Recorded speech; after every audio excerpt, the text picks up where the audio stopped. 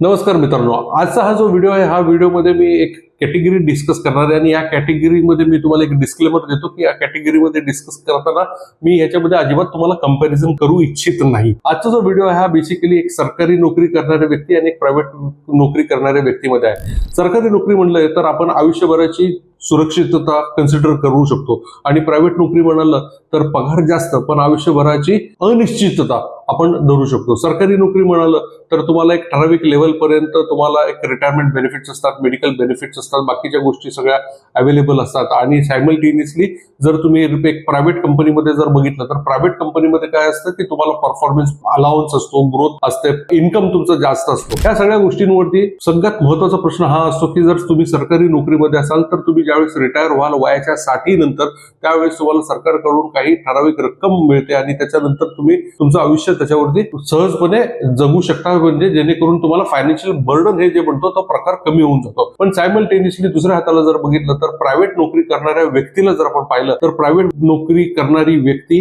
ही जी काम करते ह्या व्यक्तीला त्याच्याच वर्किंग करिअर मध्येच त्याला त्याच्या पुढच्या लाईफ स्पॅनच्या बद्दलचं प्लॅनिंग करावं लागतं. पण आज आपण जर बघितलं तर बहुतांश तरुण काय करतात की हे जे लोक जे यंग जनरेशन आपण त्यांना म्हणतो की ते 30 to 45 मध्ये आहेत किंवा 35 to 45 मध्ये आहेत, हे लोक आज सॅलरी आली की सॅलरी आल्यानंतर मेजर कल जो असतो तो त्यांचा पगार जरी जास्त असला तरी मेजर कल जो असतो हा लाईफस्टाईल एक्सपेन्सेस कडे जातो. ईएमआय वरती सगळ्या गोष्टी चाललेल्या असतात. ईएमआय कल्चरमध्ये जोपर्यंत हे लोक जगतायत तोपर्यंत या लोकांना फायनान्शियल अवेअरनेस आणि फायनान्शियल डिसिप्लिन येणं थोडं अवघड आहे. म्हणून हा व्हिडिओ तुम्हाला अवेअर करण्यासाठी आहे. आज काय होतं की तुमचा पगार आला तर पगार आल्यानंतर सगळ्यात पहिले काय ईएमआय जातात. ईएमआय वरती आज फोन घेतले जातात, ईएमआय वरती टू व्हीलर घेतले जातात, ईएमआय वरती तुम्ही वेकेशनला जाता, ईएमआय वरती सगळ्या गोष्टी केल्यामुळे जर तुमचा सगळाच पैसा ईएमआय मध्ये जातो त्याच्यानंतर मग तुम्हाला महिन्याला जाणवतं महिना संपायच्या आतच की तुमचा पगार होऊन जस्ट काही दिवसच झालेले असतात पण तुमच्या खात्यामध्ये पैसे झिरो असतात. मित्रांनो, तुमचं जर हे असंच जर चालू असणार आहे तर मग तुम्ही कधी विचार केला आहे का की तुमच्या वयाच्या 60 नंतर तुमचं आयुष्य कसं तुम्ही काढणार आहात? कारण जर तुम्ही याचा विचार जर तुम्ही केला नाही तर सरकार काय तुमच्या घरी येऊन तुम्हाला पैसे देणार नाहीये. म्हणून आजचा जो व्हिडिओ आहे या व्हिडिओमध्ये आपण कशी तरतूद करावी या संदर्भामध्ये तुम्हाला गाईड करण्याबद्दल आहे. आणि हा व्हिडिओ जर तुम्ही एंड पर्यंत पाहिलं तर तुम्ही एक वेल्थ क्रिएशनचा असा फॉर्म्युला शिकून घेणार आहात जेणेकरून तुम्हाला फायनान्शियल स्ट्रेस होण्याची अजिबात घ्यायची गरज नाहीये. आज मी कित्येक लोकांबरोबर ज्यावेळेस ना अशा कॅटेगरीज मध्ये मी ज्या लोकांना ऍड्रेस करत असतो जे प्रायव्हेट जॉब मध्ये आहेत त्या लोकांना सांगितलं ना की सर तुम्ही इन्व्हेस्टमेंट करा, तुमच्या रिटायरमेंटच्या बद्दल करा, प्लॅनिंग करा काही, तर ते म्हणतात की बघू ना सर, आता तर आम्ही खूप यंग आहोत, आता तर आम्हाला लाईफची मजा घेऊ दे, आता आम्हाला थ्रिल पाहिजे, एन्जॉयमेंट पाहिजे. आणि मग बाकीच्या सगळ्या गोष्टींकडे प्रोकास्टिनेट केल्यामुळे नंतर त्या एका पर्टिक्युलर एज मध्ये डिनाय करतात, प्रोकास्टिनेट करतात, नंतर पाहू, सॅलरी वाढल्यानंतर पाहू, प्रमोशन मिळाल्यानंतर पाहू, इन्कम वाढल्यानंतर पाहू, करत करत त्या वयाच्या एक अशा टप्प्यावरती येतात की त्याच्यानंतर ते करणं त्यांना फार अवघड पडून जातात. मित्रांनो, जसं मी तुम्हाला सांगितलं की जर तुम्ही प्रायव्हेट नोकरीमध्ये असाल ना, प्रायव्हेट नोकरीमध्ये तुम्हाला वयाच्या 60 नंतर तुम्हाला जो पैसा प्लॅन करायचा असेल किंवा जो पैसा तुम्हाला लागणार असेल तुमच्या आणि तुमच्या कुटुंबाला, तुम्ही असा किंवा नसा, त्याच्यासाठी तुम्हाला प्लॅनिंग ही आजच करावी लागणार आहे. आणि ही प्लॅनिंग जी आहे ही जितक्या कमी वयामध्ये कराल किंवा जितक्या अर्ली प्लॅनिंग मध्ये कराल तेवढा कमी पैशांमध्ये तुम्ही जास्त चांगलेपणे, जास्त सुरक्षितपणे तुम्ही चांगल्या पद्धतीने इन्व्हेस्टमेंटला मॅनेज करू शकता. आता हा जो टॉपिक आहे ना हा खूप महत्वाचा आहे. हा थोडा नीट बारकाईने लक्ष देऊन ऐका.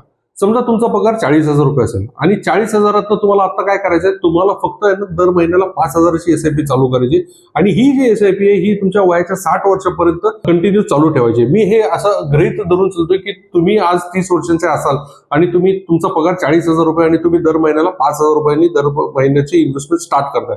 ही एसआयपी तुम्ही जर वयाच्या 60 वर्षांपर्यंत चालू ठेवली त्याचा अर्थ तुम्ही वयाच्या 60 मध्ये म्हटल्यावर तुम्हाला 30 इयर्स पर्यंत ही एसआयपी कंटिन्यू करायची. आणि जर तुम्हाला 12% रिटर्न जर मिळाला तर तुम्ही 30 वर्षांमध्ये टोटल 18 लाख रुपये भरता आणि 18 लाखाची बदल्यामध्ये तुम्हाला 30 वर्षांनंतर ज्यावेळेस तुम्ही रिटायर व्हाल त्यावेळेस तुम्हाला तब्बल 2.25 कोटी रुपये मिळू शकतात. हा विषय जो आहे हा फक्त 5,000 रुपयाचा झाला. ह्या 5,000च्या ऐवजी जर तुम्ही 10,000 रुपयाची इन्व्हेस्टमेंट करू शकला स्वतःसाठी आणि हीच इन्व्हेस्टमेंट तुम्ही कंटिन्यू करू शकला तर 10,000 रुपये जर तुम्ही दर महिन्याला आजपासून गुंतवायला चालू केले आणि पुढच्या 30 वर्षांपर्यंत ही जर गुंतवणूक तुम्ही सातत्याने कंटिन्यू केली, 12% जर या रिटर्न परतावा जर तुम्ही अपेक्षित धरला तर 12% परताव्याने तुम्हाला साधारण 4.25 कोटी रुपये तुम्हाला याच एसआयपी वरनं तुम्हाला जमा करू शकता तुम्ही. आणि हेच 10,000च्या ऐवजी जर तुम्ही 20,000 रुपये दर महिन्याला गुंतवायला स्टार्ट केले आजपासून तर 20,000 रुपयाच्या हिशोबाने तुम्ही स्टार्ट केल्यानंतर पुढच्या 30 वर्षांमध्ये तुम्ही ज्यावेळेस रिटायर व्हाल वयाच्या 60व्या वर्षी, त्यावेळेस तुम्ही तब्बल 7 कोटी रुपयापर्यंत